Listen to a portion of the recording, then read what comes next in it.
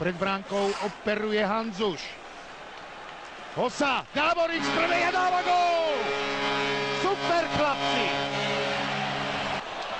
Tam bol Pálky a teraz 1-1. Richard Zedník proti Niklasovi Lidstrémovi prihral!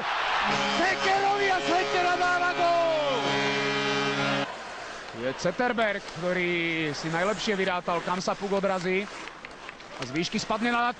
Forsberg vymyslel geniálnu prihrávku a Hornqvist znižuje. Pozrite sa na to. Nevytlačili sme Švédov z vlastného obraného pásma. Zetterberg prihráva na Forsberga, je to gól! Ojojoj!